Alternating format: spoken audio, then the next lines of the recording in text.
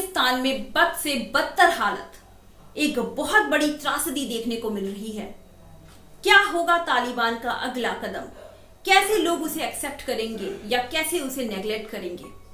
आइए आज हम इसी मुद्दे पे बात करेंगे और इसी तालिबानी शासन के बारे में हम कुछ बातें जानेंगे। जुड़े रहिए मेरे साथ प्रातः दर्पण न्यूज में।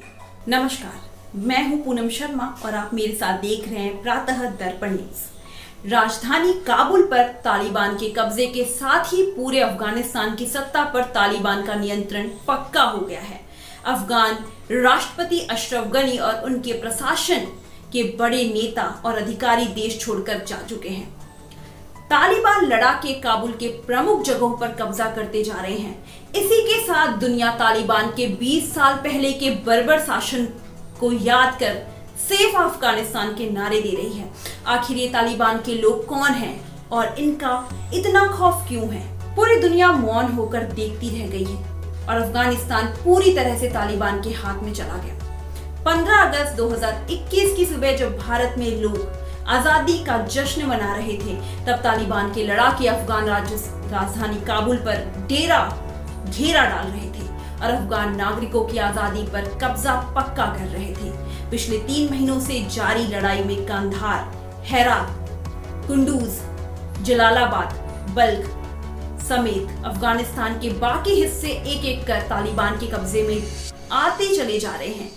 लेकिन राजधानी काबुल में इतनी जल्दी हलचल मचने वाली है, इसका अंदाजा शायद ही किसी को था।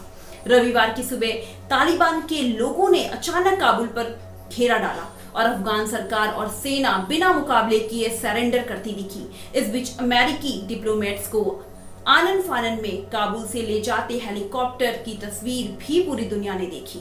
मशीन गनों, रॉकेट लॉन्चर से लैस तालिबान लड़ाके काबुल शहर को घेर चले गए।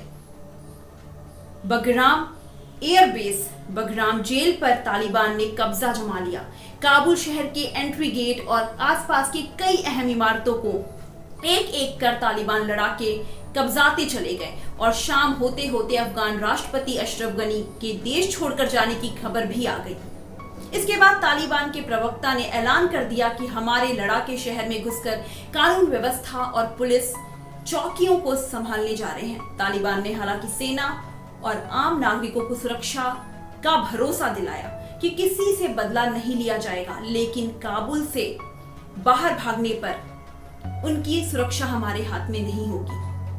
देश में तालिबान के कट्टर शरिया शासन लौटने की आहटें सुनाई देने लगी हैं, जिसके तले देश की जनता ने 1996 से 2001 का वक्त बिताया था। सितंबर 11 हमले के बाद अमेरिका ने अफगानिस्तान से तालिबान शासन को समाप्त किया। बहुत से लोगों को भय है कि तालिबान शासन आने के बाद महिलाओं और जातीय अल्पसंख्यकों की आजादी समाप्त हो जाएगी और पत्रकारों और गैर सरकारी संगठनों के काम करने पर पाबंदियां लगा दी जाएंगी। 15 साल तालिबान ने किया था क्रूर शासन। साल 1996 से 2001 के बीच तालिबान की बात करें तो क्रूर शासन में महिलाओं को लगातार मानवाधिकारों के उल्लंघन, रोजगार और शिक्षा से वंचित किया गया, बुर्का पहनने के लिए मजबूर किया गया और एक पुरुष संरक्षक या मरहम के बिना उनके घर से बाहर जाने पर पाबंदी लगा दी गई थी। सुन्नियों में कई संप्रदाय हैं, जिनमें मुख्य तौर पर अगर बात करें तो 4 इमाम बहुत ही अहम हैं। उनमें इमाम अबू हनीफा, इमाम मालिक, इमाम शाफी और इमाम अहमद बिन हम्बल प्रमुख हैं। अफगानिस्तान के सुन्नियों में इमाम अबू हनीफा के मानने वाले हैं और तालिबान के दौर में भी इमाम अबू हनीफा का ही फिक्र लागू था, मतलब शरिया कानून लागू था। महिलाओं पर अगर बात करें तो बहुत सारी पाबंदियां हैं। इस कानून के मुताबिक देश का मुखिया कोई मुसलमान मर्द ही हो सकता था, औरत नहीं। महिलाओं के अकेले बाहर निकलने और काम करने पर पाबंदियां थीं और उनका बुर्का में रहना अनिवार्य था। जरूरत पड़ने पर महिलाएं अपने मरहम जिनसे शादी नहीं हो सकती है, जैसे पिता, भाई, चाचा, मामू, फूफा, दादा, नाना के साथ ही बाहर निकल सकती थीं। उस दौरान महिलाओं की शिक्षा पर पाबंदियां थी। सिर्फ 8 साल की उम्र तक तालीम की इजाजत थी। महिलाओं के लिए हाई हील्स के जूते पहनने पर पाबंदी थी। साथ ही अस्पतालों में मर्द डॉक्टरों काम करने पर भी पाबंदी थी। कौन है तालिबान? इसकी ताकत क्या है? अफगानिस्तान से रूसी सैनिकों की वापसी के बाद 1990 के दशक की शुरुआत में उत्तरी पाकिस्तान में तालिबान का उभार हुआ था। पश्तो भाषा में तालिबान का मतलब होता है छात्र, खासकर ऐसे छात्र जो कट्टर इस्लामी धार्मिक शिक्षा से प्रेरित हों। कहा जाता है कि कट्टर सुन्नी इस्लामी विद्वानों ने धार्मिक संस्थाओं के सहयोग से पाकिस्तान में इनकी बुनियाद खड़ी की थी। तालिबान पर देवबंदी विचारधारा का पूरा प्रभाव है। तालिबान को खड़ा करने के पीछे सऊदी अरब से आ रही आर्थिक मदद को जिम्मेदार माना जाता रहा है।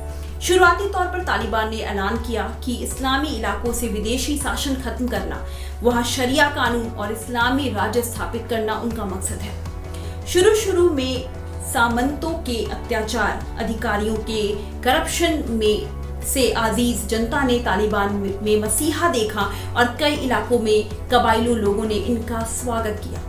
लेकिन बाद में कट्टरता ने तालिबान की ये लोकप्रियता भी खत्म कर दी। लेकिन तब तक तालिबान इतना पावरफुल हो चुका था कि उससे निजात पाने की लोगों की उम्मीद खत्म हो गई। कौन है तालिबान का नेता? अगर बात करें तो तालिबान कट्टर धार्मिक विचारों से प्रेरित कबायली लड़ाकों का संगठन है। इसके अधिकांश लड़ाके और कमांडर पाकिस्तान, अफगानिस्तान के सीमा इलाकों में स्थित कट्टर धार्मिक संगठनों में पढ़े लोग, मौलवी और कबायली गुटों के चीफ हैं। घोषित रूप से इनका एक ही मकसद है, पश्चिमी देशों का शासन से प्रभाव खत्म करना और देश में इस्लामी शरिया कानून की स्थापना करना। पहले मुल्ला उमर और फिर 2016 में मुल्ला मुख्तार मंसूर की अमेरिकी ड्रोन हमले में मौत के बाद से मौलवी हिब्बतुल्ला अखुंजादा तालिबान का चीफ है। वो तालिबान के राजनीतिक, धार्मिक और सैन्य मामलों में सुप्रीम कमांडर है।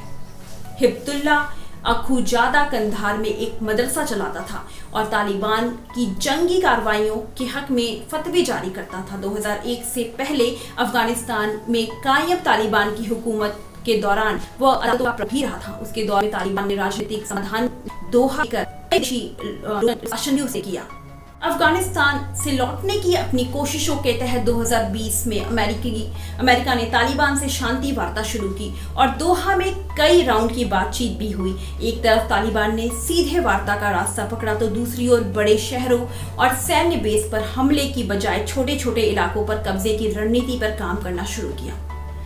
अप्रैल 2021 में अमेरिका सेनाओं की वापसी के बाइडेन के ऐलान के बाद तालिबान ने मोर्चा खोल दिया और 90,000 लड़ाकों वाले तालिबान ने 3 लाख से अधिक अफगान फौजों को सरेंडर करने पर मजबूर कर दिया। अफगान राष्ट्रपति अशरफ गनी, उनके प्रमुख सहयोगियों, तालिबान से लड़ रहे प्रमुख विरोधी कमांडर अब्दुल रशीद दोस्तम और कई वॉरलॉर्ड्स को तजाकिस्तान और ईरान में शरण लेना पड़ा है।